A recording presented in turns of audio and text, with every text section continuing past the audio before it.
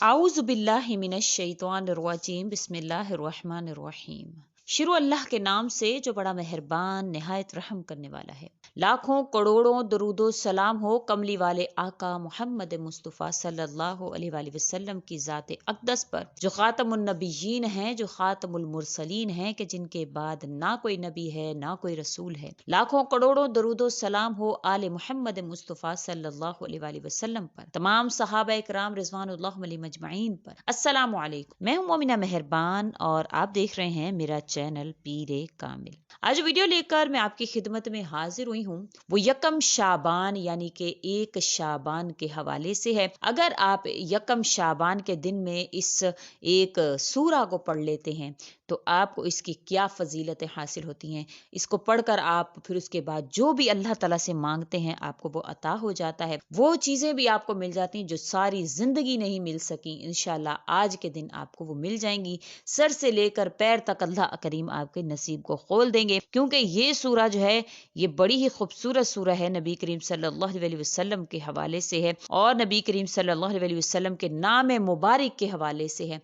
इस नाम मुबारक वाली सूरा को अगर आप पढ़ लेते हैं तो आपके बेड़े पार हो जाएंगे, आपकी बिगड़ी बन जाएगी, आपके जो बिगड़े हुए काम है वो संवर जाएंगे। अल्लाह करीम ऐसे ही आप पर करम नवाजियां फरमाएंगे। तो आपने ज़रूर इस अमल को करना है, ज़रूर आपने ये जो वजीफ़ा है इसको आपने करना है यकम शाबान से। इंशाअल्लाह ताला अल्लाह करीम आपको आपकी परेशानियों को हल फरमाएंगे। आप इसको पूरा महीना भी जारी रख सकते हैं, चाहे तो इसको पढ़ सकते हैं। जब भी किसी हाजत के हवाले से आपका अल्लाह करीम से सवाल हो तो आप इसको इस अपना वजीफ़ा बना सकते हैं। वीडियो जिक्र करने से पहले मैं आपसे रिक्वेस्ट करना चाहूँगी कि अगर आप मेरे चैनल पर नए हैं या मुझे पहली मर्तबा सुन रहे हैं तो मेरे चैनल को सब्सक्राइब ज़रूर कर दें और आल नोटिफिकेशन बेल का बटन भी ज़रूर ऑन कर दें ताकि मेरी हर नई वीडियो आपके पास नोटिफिकेशन की सूरत में पहुंचती रहे। जैसे कि मैंने जिक्र किया कि आज का वजीफ़ा यकम शाबान उल मुअज़्ज़म के हवाले से है। अता बिन नबी रबाह कहते हैं कि मुझे नबी करीम सल्लल्लाहु अलैहि वसल्लम का ये इरशाद पहुंचा है कि जो शख्स सूरह यासीन को पढ़ता है तो इसके तमाम दिन की हवाइज को अल्लाह करीम पूरा फरमाते हैं। तो आपने यकम शाबान से सूरह यासीन को इंतहाई तवज्जो से बावुजू हालत में आपने इसको पढ़ना है। इसकी फजीलत मुकम्मल हदीस में जिक्र आई हैं। मैं वजीफा जो है वो जिक्र कर देती होती हूँ लिख कर स्क्रीन पर, लेकिन मेरी कोशिश होती है कि आपको दीनी मालूमात भी हासिल हों और आपके साथ ऐसे फजाइल, ऐसे उसके वज़ाइफ के फजाइल भी जिक्र किए जाएं जिनका ताल्लुक हदीस मुबारका से हो। लेकिन बहुत से लोग जो हैं वो नेगेटिव कमेंट करते हैं।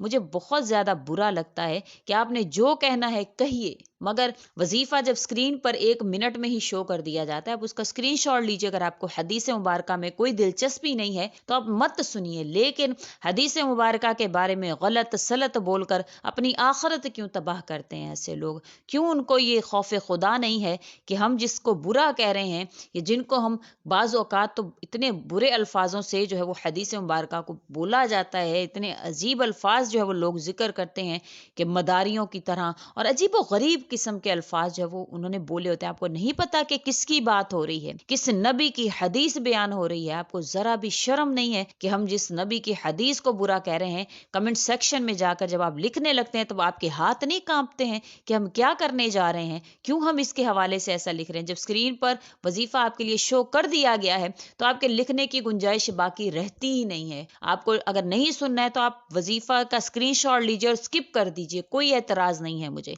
लेकिन हदीस मुबारका के खिलाफ मैं एक लफ्ज नहीं सुनूंगी। अगर आप इसके खिलाफ एक लफ्ज भी बोलेंगे तो मैं उस शख्स को ब्लॉक कर दूंगी। आपने आइंदा अगर आपने नहीं देखना है तो आप इसके हवाले से कुछ भी आप नहीं बोलेंगे। अब वजीफे के फजाइल की तरफ चलते हैं। नबी करीम सल्लल्लाहु अलैहि वसल्लम का इरशाद मुबारक है कि जो शख्स सूरह यासीन को पढ़ता है तो अल्लाह करीम उसके तमाम दिन की हाजात को पूरा फरमाते हैं। नबी करीम सल्लल्लाहु अलैहि वसल्लम का इरशाद मुबारक है कि सूरह यासीन को जो शख्स 1 मरतबा पढ़ता है अल्लाह जल्ला शानो इसके लिए 10 कुरान पढ़ने का सवाब लिख लेते हैं। एक रिवायत में आता है हक ताला शानू ने सूरह यासीन को آسمان اور زمین پیدا کرنے سے 1000 برس پہلے پڑھا۔ جب فرشتوں نے سنا تو کہنے لگے خوشحالی ہے اس امت کے لیے جس پر قرآن پاک اتارا جائے گا، خوشحالی ہے ان دلوں کے لیے جو اس کو اٹھائیں گے یعنی یاد کریں گے، خوشحالی ہے ان زبانوں کے لیے جو اس کی تلاوت کریں گے۔ نبی کریم صلی اللہ علیہ وسلم کا ارشاد مبارک ہے کہ جو بھی شخص سورہ یاسین کو صرف اللہ کی رضا کے واسطے پڑھتا ہے تو اس کے پہلے سب گناہ معاف ہو جاتے ہیں۔ بس اس سورہ کو اپنے مردوں پر بھی پڑھو اور اپنی پریشانیوں کو اس کے ذریعہ سے حل بھی کروایا جا سکتا ہے۔ ایک روایت میں آتا ہے کہ سورہ یاسین کا نام تورات میں منعمہ ہے کہ اپنے پڑھنے والے کے لیے دنیا اور آخرت کی بھلائیوں پر مشتمل ہے، اور یہ دنیا اور آخرت کی مصیبتوں کو بھی دور کرتی ہے۔ جو بھی آپ کی دنیا کی پریشانیاں ہیں، مصیبتیں ہیں، اس کو آپ سے دور کر دے گی جب آپ اس کو پڑھ کر اللہ کریم سے مانگتے ہیں، اور یہ آخرت کے ہول کو بھی دور کرتی ہے۔ اس سورہ کا نام رافعہ اور خافضہ بھی ہے، یعنی مومنوں کے رتبوں کو بلند کرنے والی اور کافروں کو پست کرنے والی۔ ایک روایت میں آتا ہے نبی کریم صلی اللہ علیہ وسلم نے ارشاد فرمایا ہے کہ میرا دل چاہتا ہے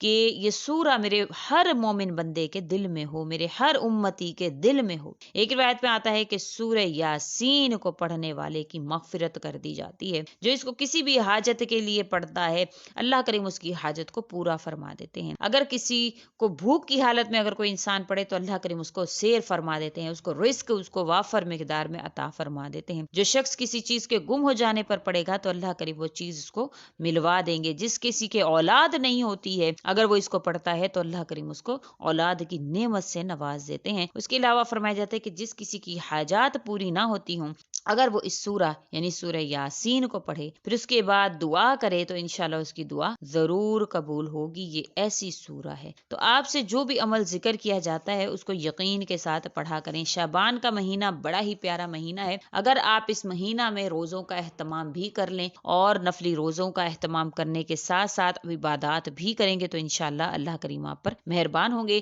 یکم شعبان کے دن آپ نے سورہ یاسین کو آپ نے باوضو حالت میں پڑھنا ہے۔ اکثر خواتین جو ہیں وہ سوال کر رہی ہوتی ہیں، اس سے پہلے بھی میں نے سورہ یاسین کے حوالے سے اس کے علاوہ سورہ رحمان کے حوالے سے وظیفہ کا ذکر کیا تھا جو کہ رجب میں پڑھنے والا تھا، تو اکثر خواتین نے نیچے سوال کیا ہوا تھا کیا ہم اس کو دوسرے ایام میں پڑھ سکتے ہیں؟ تو ہمیشہ یہ ذکر کیجئے قرآن کریم کو تو بغیر وضو کے اٹھانے کا حکم نہیں ہے، تو آپ اس کو کس طرح سے اس کی تلاوت کر سکتی ہیں، کس طرح سے آپ پڑھ سکتی ہیں؟ تو تھوڑا سا اپنی عقل سے بھی کام لے لیا کریں کہ اس کو جو ہے وہ ناپاکی کی حالت میں ہرگز نہیں ہم پڑھ سکتے، تو آپ نے اس کو باوضو حالت میں اور پاکیزگی کی حالت میں ہی آپ نے اس کو پڑھنا ہے۔ نہیں پڑھ پائی ہیں تو ذکر اذکار میں مشغول ہو جائیے، لیکن ہرگز یہ مطلب نہیں ہے کہ اگر کوئی وظیفہ آپ سے ذکر کر دیا گیا ہے تو آپ نے ہر حال میں اس کو پڑھنا ہے۔ اگر نہیں پڑھ سکتی ہیں تو ذکر اذکار کا اہتمام کیجئے، درود شریف پڑھ لیجئے، اللہ کریم کے اور بہت سے نام ہیں ان کا ذکر کر لیجئے، لیکن قرآن کریم کو بغیر وضو کے اٹھانے کا حکم نہیں ہے، تو ناپاکی کی حالت میں تو بہت دور کی بات ہے۔ تو آپ نے اس کو ضرور پڑھنا ہے اور اپنی پریشانیوں کو اس کے ذریعے سے حل کروانا ہے، تو انشاءاللہ اللہ کریم آپ کی ہر پریشانی کو حل فرما دیں گے۔ آپ کے